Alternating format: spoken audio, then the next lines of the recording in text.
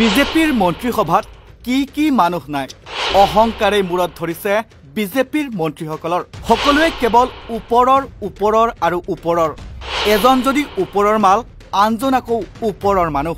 পত্নী ৰক্ষাৰ স্বাৰ্থত তেওঁলোক হৈ পৰে ওপৰৰ মাল অথবা মানুহ পত্নী ৰক্ষাৰ বাবে পূৰ্বতে এজনে ওপৰৰ মাল বুলি কৈ সাংবাদিকক ভাবুকি দিছিল এইবাৰো এজনে পত্নী ৰক্ষাৰ বাবে সাংবাদিকক কলে তলৰ মানুহ বিজেপিৰ মন্ত্ৰীসকলে ভাবে তেওঁলোক বৰ ওপৰৰ মানুহ তেওঁলোকৰ আচৰণ আৰু কথনে কয় যে তেওঁলোক বহুত ওপৰৰ মানুহ অথবা ওপৰৰ মাল সাংবাদিকক আক্ৰমণ কৰিবলৈ গৈ তেওঁলোকে হৈ উঠে ওপৰৰ মাল অথবা ওপৰৰ মানুহ আপোনালোকৰ বাৰু মনত আছেনে যে 4 বছৰমান পূৰ্বে তেতিয়াৰ এজন মন্ত্ৰী ফোনযোগে এজন সাংবাদিকক ভাবুকি দিছিল মন্ত্ৰীজন আছিল পিছলৈ অখিল গগৈয়ে পুৱালি মুখ্যমন্ত্ৰী বুলি আখ্যা দিয়া পীযুষ হাজৰিকা মন্ত্ৰী পীযুষে ভাবুকি দি কৈছিল তেওঁ বহুত ওপৰৰ মাল আৰু সাংবাদিকগৰাকীক নাপাত্তা কৰি দিব মন্ত্ৰীগৰাকীয়ে পত্নীৰ বিৰুদ্ধে সংবাদ পৰিবেশন কৰাৰ বাবে সাংবাদিকগৰাকীক ভাবুকি প্ৰদান কৰিছিল অৰ্থাৎ মন্ত্ৰীয়ে পত্নীক সুৰক্ষা দিবলৈ গৈ বৰমতাগিৰি দেখুৱাই তেওঁ ওপৰৰ মাল বুলি দম্ভ মাৰিছিল সেই ফোন কল ভাইৰেল হোৱাৰ পাছতেই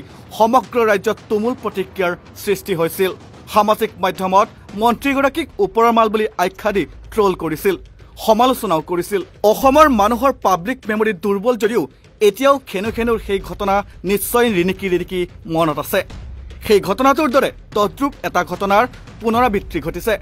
এইবাৰ ঘটনাৰ খলনায়ক হৈছে মন্ত্ৰী জয়ন্ত মল্লবৰুৱা নামৰ ওপৰৰ মানুহটো পূৰ্বৰটোৰ সৈতে এইবাৰৰ ঘটনাটোৰ দুটা সাদৃশ্য আছে প্ৰথমটো সাদৃশ্য হৈছে ওপৰৰ মানুহ মন্ত্ৰী জয়ন্ত মল্লবৰুৱায়ো পত্নীক সুৰক্ষা দিবলৈ গৈ কাণ্ডটো সংঘটিত কৰিছে দ্বিতীয়টো হৈছে মন্ত্ৰী পীযুষৰ দৰে মন্ত্ৰী জয়ন্ত মল্লবৰুৱাও সাংবাদিককেই টাৰ্গেট কৰি ললে পত্নীৰ ৰাজসাহাৰ্য আৰু গৰুকুটি গীৰ গাই অন্তৰ্ধান হোৱাৰ কাণ্ডত নাম হাঙুৰ খাই পৰিছে মন্ত্ৰী জয়ন্ত মল্লবৰুৱা আৰু তেওঁৰ পত্নী জুলি ডেকা বৰুৱাৰ নাম এই বিষয়টো যোৱা কেইবাদিনো ধৰি ৰাজ্যৰ ৰাজনীতিৰ লগতে সংবাদ মাধ্যমৰ চৰ্চাৰ কেন্দ্ৰবিন্দু হৈ আছে সংবাদ মাধ্যমে বিষয়টোৰ সন্দৰ্ভত মন্ত্ৰী জয়ন্ত মল্লবৰুৱাক প্ৰশ্ন কৰে প্ৰতিবাৰে প্ৰশ্ন শুনি তেওঁ উত্তৰ দিয়াৰ বিপৰীতে পত্নীক সুৰক্ষা দিবলৈ গৈ বাৰে সংবাদ মাধ্যমক আক্ৰমণ কৰিবলৈ ধৰে শুকুৰবাৰে মন্ত্ৰী বৰুৱাই এখন সংবাদমেল সম্বোধন কৰে সংবাদমেলত সাংবাদিকে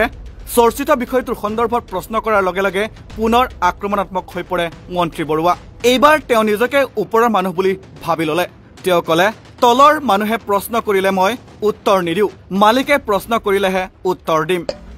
ইমান তলৰ শ্ৰেণী মানুহৰ লগত কথা নাপাতো আপোনালোকৰ মালিকে কেতিয়াবা সুধিব মই উত্তৰ দিম মালিকক যিকেইটা প্ৰশ্ন সুধিছো সেইকেইটা উত্তৰ দিলে